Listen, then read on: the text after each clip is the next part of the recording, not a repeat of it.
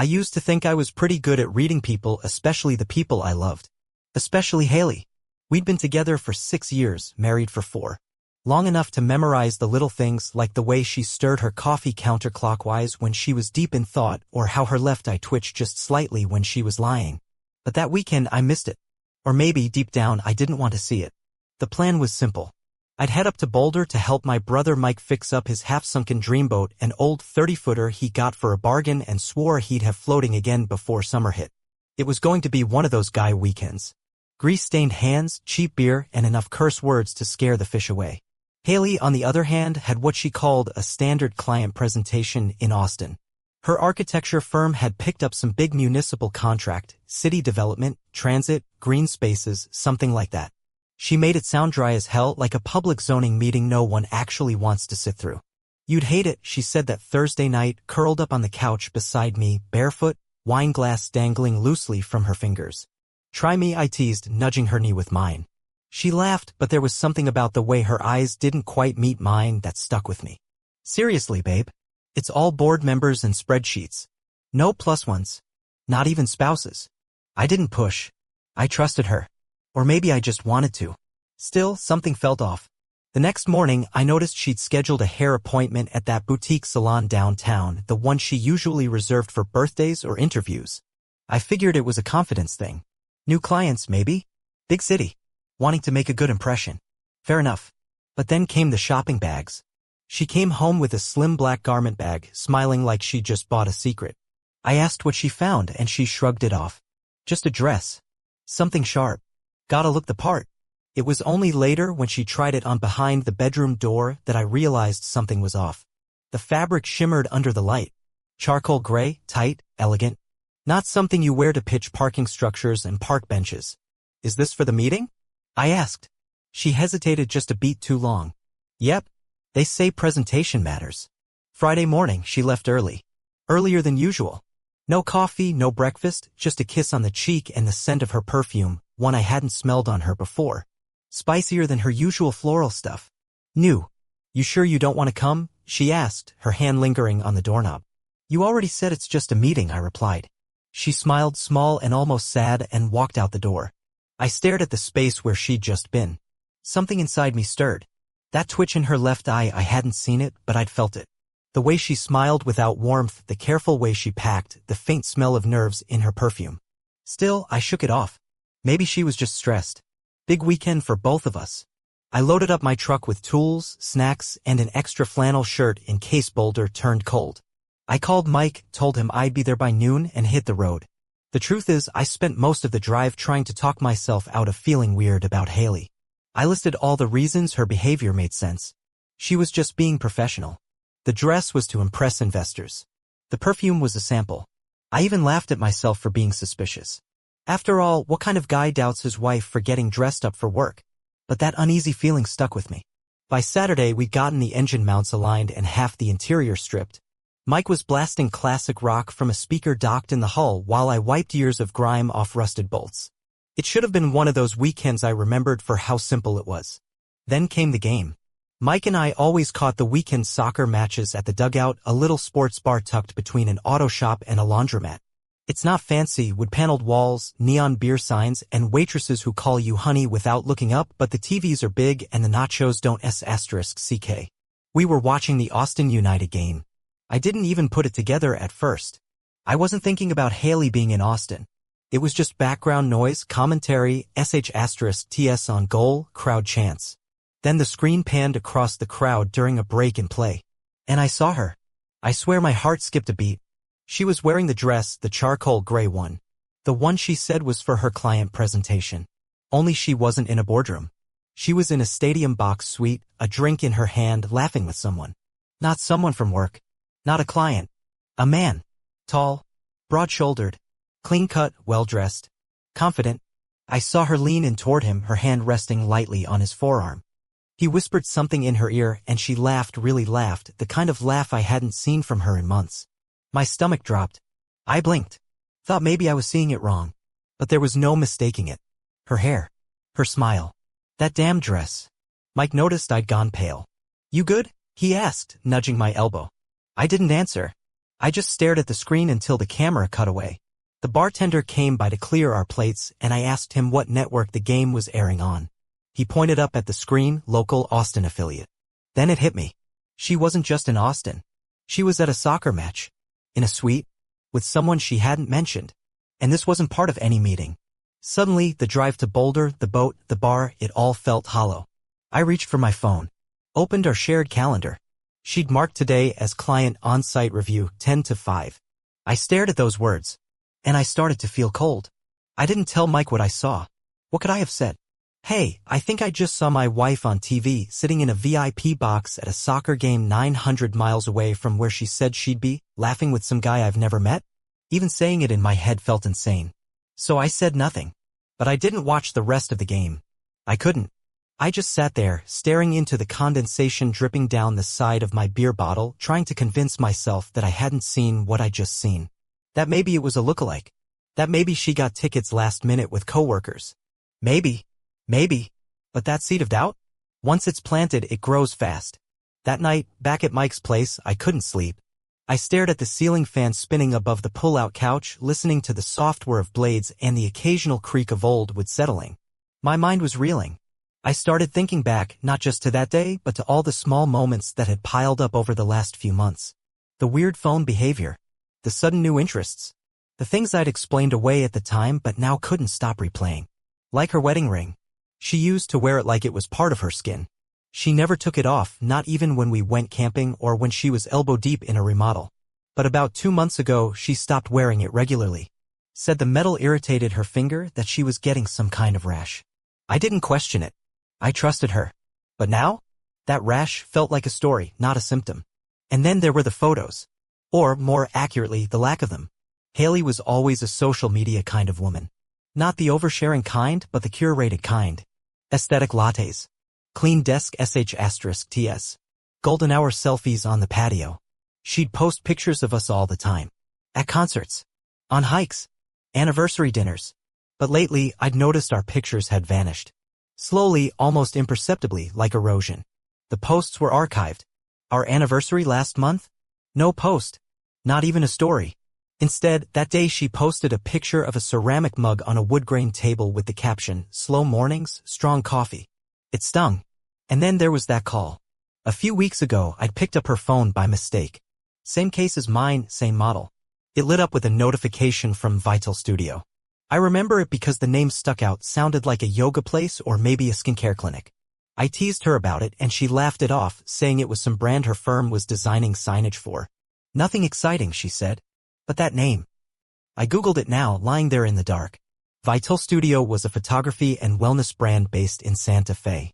Not Austin. Their Instagram was full of stylish couples, mood lighting, and weekend getaway shoots. Romantic in asterisk mate polished. It didn't match anything she'd said. And I started to feel sick. That's when I remembered something else, the hotel key card. It was maybe 3 weeks back. She'd come home from what she said was a firm retreat in San Diego. I'd unpacked her suitcase for her because she'd passed out on the couch. It was mostly work stuff, sneakers, slacks, laptop charger. But tucked in a side pocket was a hotel key card labeled Penthouse 14. She never mentioned staying in a penthouse. And when I brought it up the next morning, half joking, she blinked like she didn't know what I was talking about. Must have been a mistake, she said. Probably stuck in my bag by accident. Back then I laughed. I actually laughed. God. But now it all clicked. The missed details, the rehearsed tone in her voice when she spoke about trips, the fact that she started buying new lingerie, things she'd once called impractical or too much. Lace. Silk. Satin with tiny tags that weren't her usual brands. I asked about them once and she said she just wanted to feel more feminine lately. I'd even thanked her for it. I thought maybe it was a rekindling. Maybe she was trying. Turns out she probably was. Just not for me. Sunday morning I left Mike's early. Told him I wasn't feeling great, needed to clear my head. The drive back to Denver felt like a blur, the road melting under my tires while my thoughts twisted into knots. My phone buzzed twice with texts from Haley, both simple, casual. Hope Boulder's been relaxing. Let's do dinner when you're back. I miss you. Those words hit me harder than I expected. Not because they felt sweet, but because of how clean they were. No typos. No warmth. Just enough affection to look real, but not enough to feel it. Like someone following a script. I stared at those messages for a long time.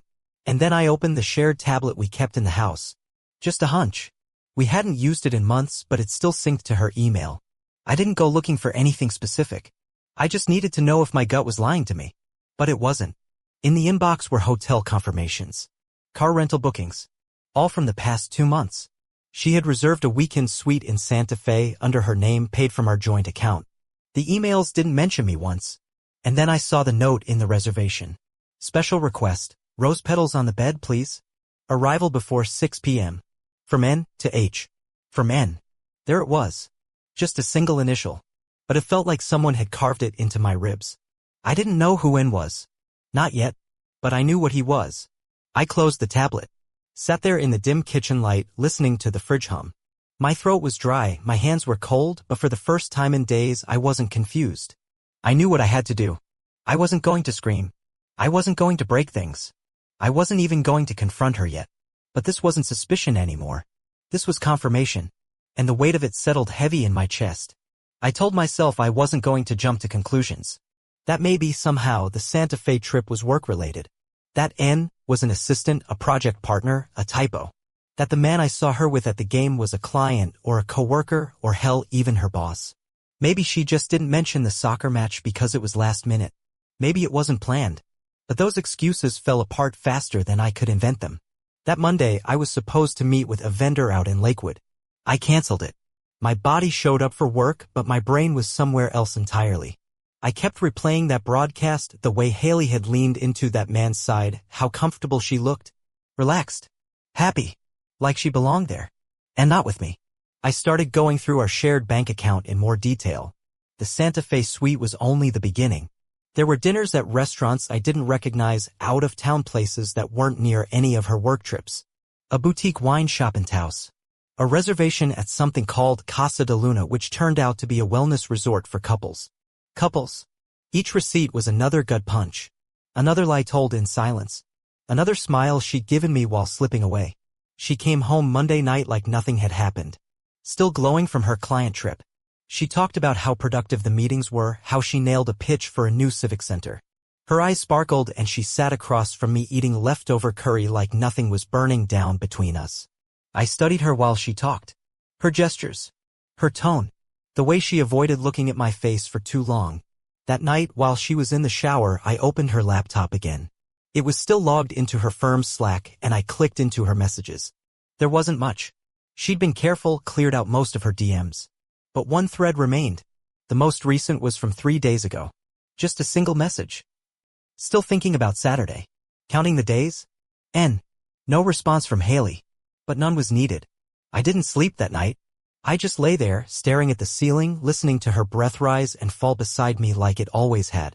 Tuesday night, I went to the dugout again. I told her I needed a guy's night. She didn't blink. Just smiled and said, "Have fun. You deserve it." The bartender was running the same local sports highlight reel they always played late.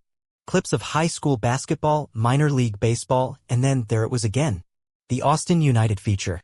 A segment I hadn't seen before, this time from a different angle. I froze. The camera lingered longer this time. There was Haley again. That same dress. Same glass in hand. But this time it wasn't just laughter. The camera caught it. He leaned in and kissed her. On the lips. A quick, practiced kiss.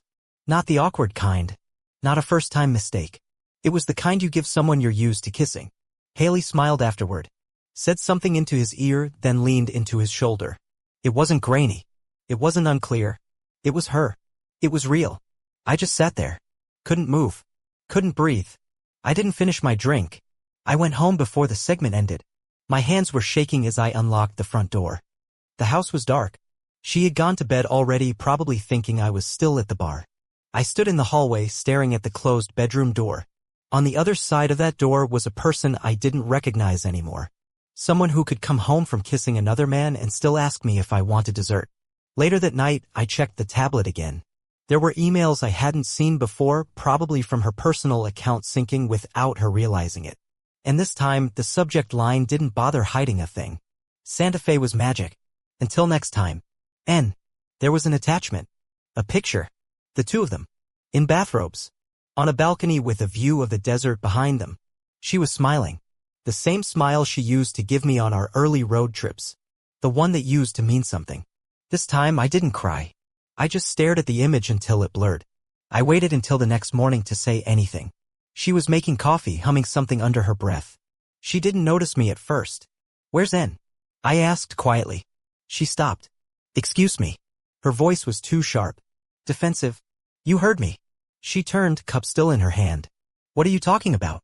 I walked to the counter, pulled out my phone, and laid it between us. The photo was on the screen. I didn't say a word. She didn't either. Just stared. Then blinked. And lied. "That's not what it looks like." The cliché hit harder than I expected. Hearing her say it aloud made it feel worse somehow. More hollow. More pathetic. "You said you were in Austin for work," I said calmly. "You said there were meetings. You said it was boring. No plus ones." She started, but her throat caught. "It wasn't planned. It just happened. And it's not serious. I swear. It was a mistake. A mistake you planned. Booked. Posed for. I didn't mean to hurt you." But she had. And now I was staring at the person who did it, realizing she wasn't even trying to deny it anymore. She just stood there barefoot, still in her robe, holding a mug like that would ground her in reality. "Who is he?" I asked. She didn't answer. "Tell me his name." "Nothing." "I'm not asking because I want to hurt him," I said. "I just want to know what kind of man replaces a husband without ever meeting him." Still nothing. She just stared down at the counter like it would give her an escape hatch. When she finally spoke, her voice was barely above a whisper. "I didn't think you'd ever find out." She didn't say sorry. She didn't cry. She just stood there. And I realized then she hadn't just betrayed me. She'd left me emotionally months ago and was just waiting for the physical to catch up. That was the moment everything broke. Not the picture. Not the kiss on TV. But that one sentence. "I didn't think you'd ever find out." Because she didn't regret what she did. She regretted that she got caught. I didn't say anything right away. When someone tells you, flat out, "I didn't think you'd ever find out," there's this moment, this space between your last breath and the next, where your body doesn't quite know what to do. It's like hearing the brakes fail when you're already speeding downhill. You know a crash is coming. You just don't know how bad it's going to be. So I stood there, staring at her. And she stared back. The silence between us wasn't heavy, it was sharp. It cut. It pressed into my ribs and carved out what little hope I had left that maybe this could still be salvaged. "You could have told me," I said finally, quietly. She didn't look at me. Just stared down at the ceramic mug in her hands like it was the only thing keeping her grounded. I didn't know how she murmured. "I'm seeing someone else." That would have been a start. She flinched at that. "Good." Then she started talking. Not in a rush, not panicked, but like she'd rehearsed it. Like she'd been waiting for this moment to finally unburden herself. It started after that conference in Scottsdale. "You remember? That week in February when I came home early because the seminar got canceled." I nodded slowly. "It didn't get canceled." I didn't say anything. "I met him there," she continued, eyes still locked on her mug. "We ended up in the same breakout group. He made a dumb joke about how every architect wants to design a legacy project." I laughed. "And I don't know. It just snowballed from there." "His name is N," I said, more to myself than to her. She hesitated, then gave the tiniest nod. "Nathan." "Of course it was. He's married." "No," she said quickly, too quickly. "Divorced. Long time ago. He lives in Santa Fe. He's a consultant. Urban development stuff." I let that sit. "You know about me?" "Yes," she said, this time without hesitation. "From the beginning." That landed harder than I expected. The idea of this man, this Nathan, knowing about me, about us, and still moving forward, it made my skin crawl. "So what was the plan, Haley?" I asked, finally letting some bitterness slip into my voice. "Were you going to just keep lying forever? Keep taking client meetings until one of us couldn't keep the story straight?" Her eyes filled with something like shame, but it wasn't enough. "I didn't have a plan," she admitted. I didn't feel like me anymore. Somewhere along the line, I lost myself. That line, I lost myself. God, I'd heard it in enough breakup movies to know what came next. "I felt invisible," she said. "Like I was just playing a role. Wife. Architect. Host at dinner parties. But with him I felt noticed. I didn't have to perform." "You didn't have to perform with me," I *T back. She looked up then. Finally. Her eyes were red, wet, but there were no tears yet. "You think that. But somewhere along the line we became maintenance. You and me. We just existed side by side." "So you replaced me," I said, my voice flat. "No," she whispered. "It wasn't about replacing. It wasn't about you. It was about me." And there it was again, that vague, untethered logic meant to make the cheater feel justified. She wanted something more. Something that made her feel seen. And I, apparently, had failed to provide that. So what now? I asked, arms crossed. Are you going to him? I don't know, she said. He doesn't even know I'm telling you this. I haven't decided anything. Wrong answer. Let me help with that, I said. Then I turned, walked out of the kitchen, and went straight to the bedroom. I pulled an old suitcase from the closet, the one we used on our honeymoon, and tossed it on the bed. Within 10 minutes, I had her clothes stacked beside it. Neatly. No yelling. No dramatic tearing through drawers. Just clothes, shoes, and her worn-out copy of The Fountainhead, which she insisted every architect had to read at least twice. I zipped the suitcase and carried it to the front door. She followed me, finally crying. Real tears now. Her voice cracked, shaky. Ben, please, don't do this. I stood in the doorway holding the handle of her suitcase. You made your choice, Haley. Now I'm making mine. I wasn't going to leave you, she said through tears. I swear I wasn't. You already did, I said. You just didn't have the courage to admit it. I left her suitcase by the door. I didn't ask her where she'd go. I didn't offer to help. I didn't slam the door either. I just walked back inside, sat down on the couch, and stared at the blank TV screen. Then the text started. The first was simple. Please let's talk. Then, I didn't mean for it to go this far. I made a mistake. I love you. Then came the guilt. You're not perfect either. You've been distant. Focused on work. You stopped seeing me too. You're acting like I'm the only one who messed up. And finally, I don't deserve to be exiled like this. You're punishing me like I'm some kind of monster. I muted the thread. I didn't need to be manipulated into forgiving someone who'd already decided I wasn't enough. Her apologies weren't for me, they were for herself. To make herself feel better about the hole she'd burned through her marriage. I sat there for a long time. The house was still. Empty. But I didn't feel alone. I felt clear. For the first couple of days after I kicked her out, I felt like I was floating.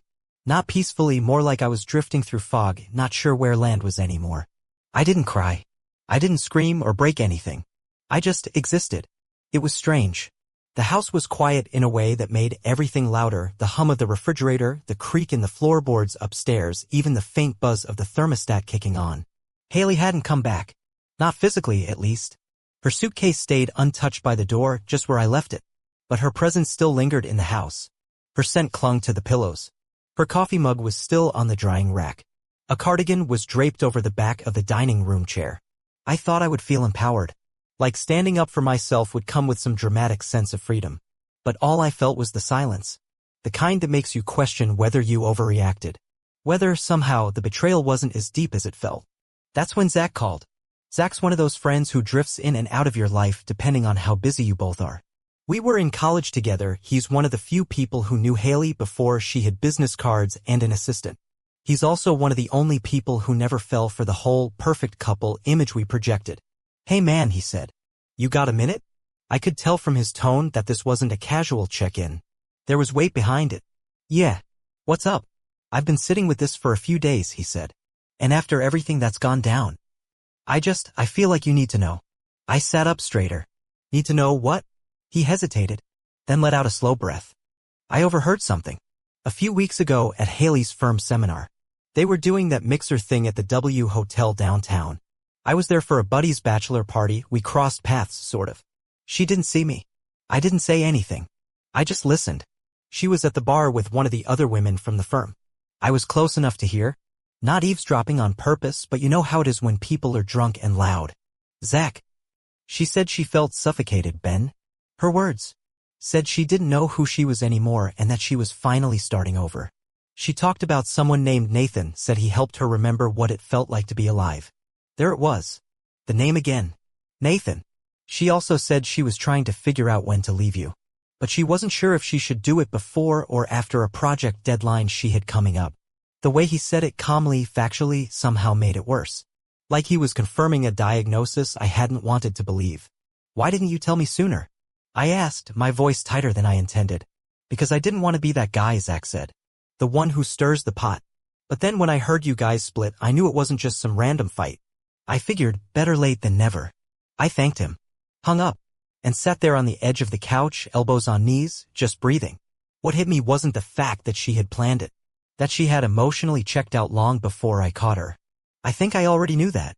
What crushed me was the fact that she had spoken about our marriage, our life, like it was a cage. Like I was the thing holding her back. And the worst part? I hadn't even seen it coming. All those long conversations we'd had about our future. The nights we sat on the patio talking about starting a family, remodeling the kitchen, taking a trip to Oregon. None of it was real to her anymore. She had made those plans with her mouth while making other plans with her heart. Later that night, I logged into our old shared photo archive. Just to look. Just to see if maybe I could find something to hold onto. Some reminder of who we used to be. The pictures were still there, our wedding, our first apartment, birthdays, lazy Sunday mornings. I scrolled through them slowly, one by one. At first, I smiled. Then I didn't. I started to notice it. The slow fading of us. In the earlier photos, she looked genuinely happy. Bright-eyed, relaxed. As time went on, her expressions changed. Her smiles got tighter. Her posture more formal. Somewhere between the 3rd anniversary and our last vacation together, something in her eyes dimmed. And I never noticed. Or maybe I did, and I just refused to see it. That night, I boxed up what was left of her. The mug. The cardigan. The framed photo of us in Tulum. Everything went into a bin-marked office, a lie that made it easier to carry. Then I took her suitcase, opened the front door, and gently set it outside. I didn't slam it. I didn't attach a note. I just let it sit there like a line drawn in the sand. She didn't text that night. Not the next day either. Maybe Zach had told her. Maybe she knew I knew. But it didn't matter. She had spent months drifting from me while standing right beside me. She wasn't just gone. She'd been gone.